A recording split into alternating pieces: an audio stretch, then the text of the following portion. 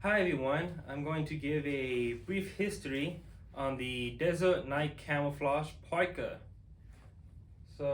Basically, this is the parka that I'm going to be talking about.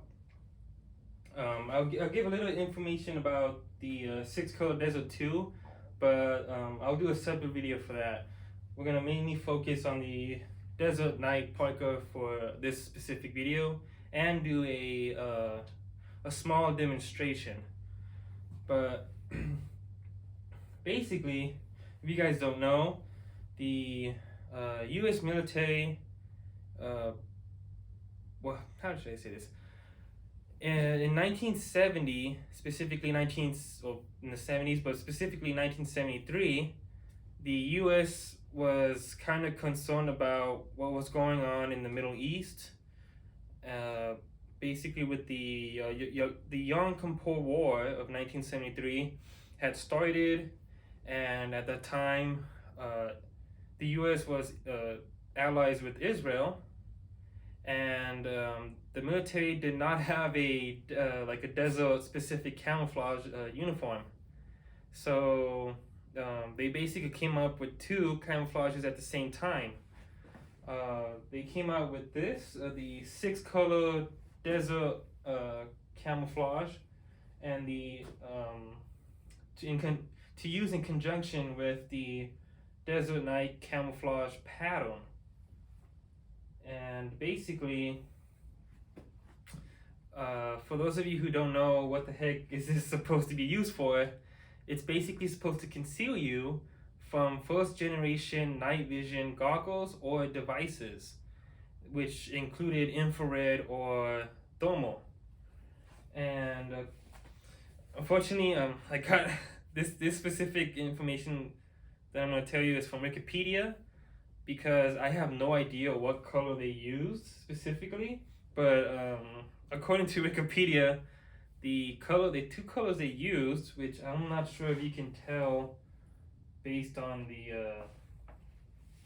how far the camera is, but it basically says they used Charlotte and Lowell green, and I'll do a close up, but basically those two shades of green, and this parka has like a pattern, like a grid pattern to it, and it also has little splotches of which kind of look like they kind of just took like the little splotches that like resemble pebbles, like as you can see, like these little specific pebbles right here. They kind of just took that pattern and put it onto the parka with the grid pattern and the two shades of like green they used.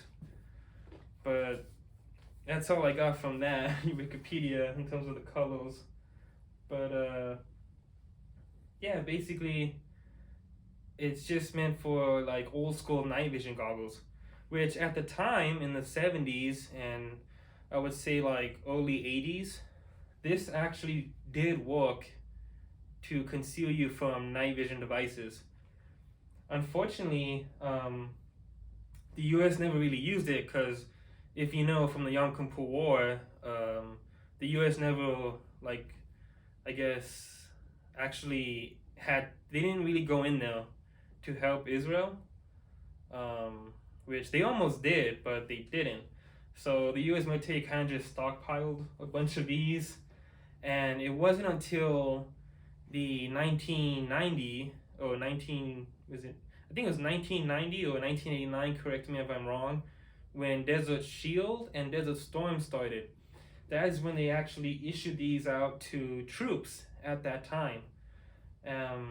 I'm sure if you're a Desert Shield or Desert Storm veteran, you may have gotten the parka and the pants with it, which I do have the pants, but I'll show that in a photo because I don't think it's gonna fit the frame. But the pants that came with the parka, they were basically like how to explain it? They were meant to be worn over your desert BDU pants, because if you can't really, I mean, you could wear the pants by themselves, but they don't have pockets Instead, they have like little slits where you can like open it using with the Velcro, but there's no like pocket in there. It's meant to be like open so that you can reach into your actual pants that have pockets and like it's weird to explain it, but it's basically it's kind of like wearing a. Oh, this thing doesn't have pockets either.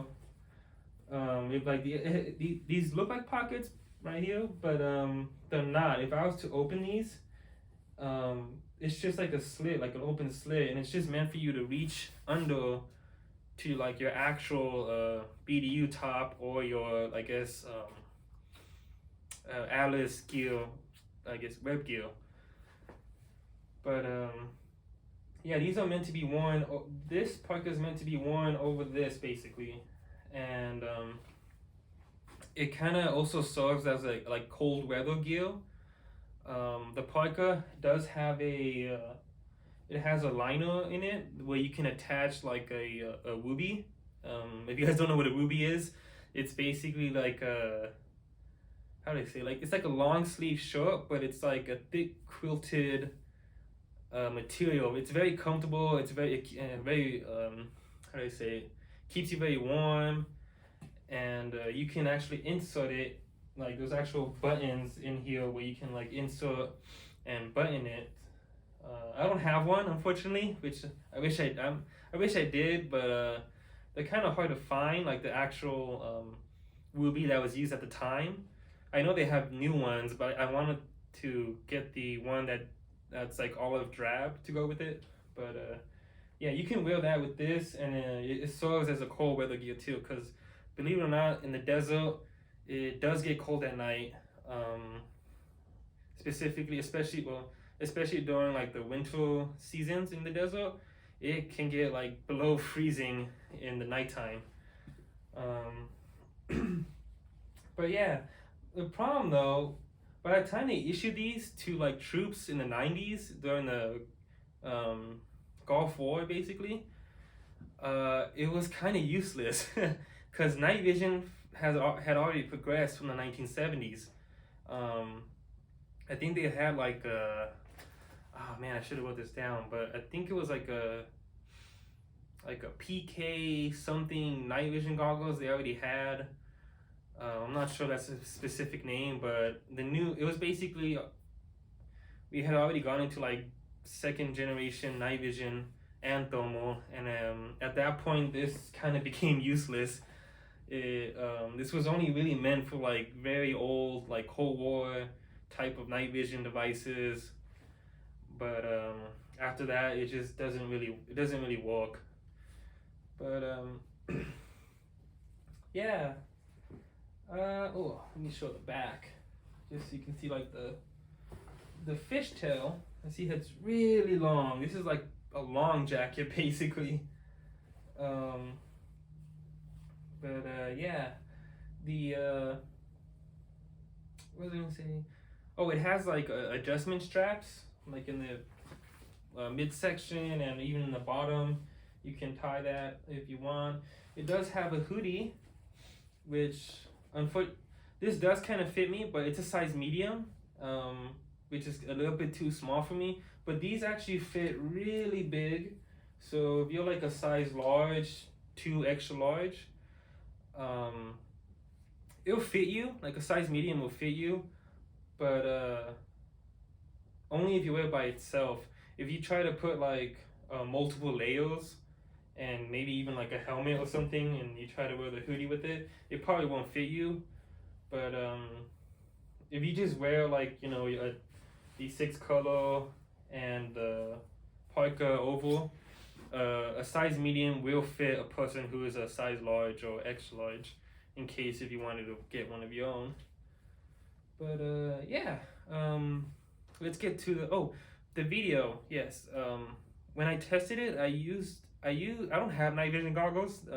They're too expensive, but I have cameras like around the house, and they have like a very low resolution night vision, I guess like infrared kind of thing.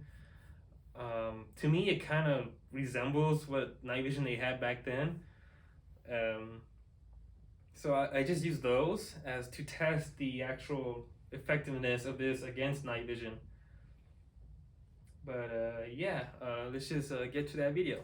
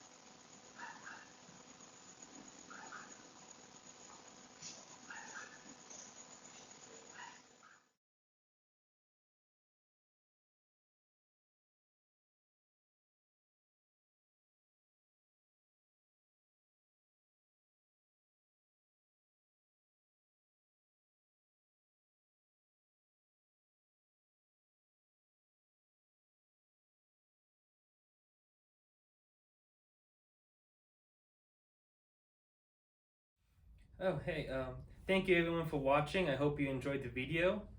Um, I know it was a long, I guess, like history, but it is like a camouflage that's very, I guess, like unknown, or like nobody really talks about this one because it is pretty odd. And most people, like, when they look at it, they're like, what the heck is that? But one thing I found funny though was a lot of my friends told me that, like, this specific parka that I have, the Desert Night Camouflage, it apparently it's fashion now. Yeah, it's weird. Like, people are selling these for like $300 or like 500, which way overpriced. I do not pay that much for this parka.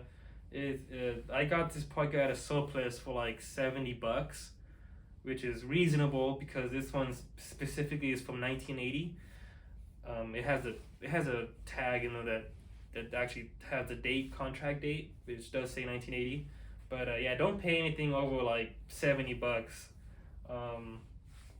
But oh, the other thing I found funny is I did talk to a Desert Storm veteran. I'm not gonna mention his name just because I haven't asked him. I probably should have, like, to ask permission to like use his name, but he said he actually did get this parka with his 6 color desert BDU, and they didn't really tell him like what was it was used for. They just said like, oh, just wear it at night, and he thought he thought it was meant for not just him, but like a lot of people thought it was meant to conceal you from like radar, which I thought was kind of funny. But yeah, it was a man. I should have. I wish I asked permission to use his name, but that's a cool thing. But yeah, if you happen to want to wear this just for fashion, don't pay that overpriced 300, 500 bucks people are trying to sell this thing and call it vintage. You know, just I would just try to visit a surplus or just buy one. I think eBay has some pretty reasonable prices, but just be careful. You know, there are people trying to sell it for like absurd prices. But yeah, this concludes the video. And again, I hope you enjoyed it. And I know this background kind of sucks, but this is all I have. But I'm just doing this for like, you know, the history and like, you know, just to I guess show people who don't know what this stuff is. And yeah, thank you very much.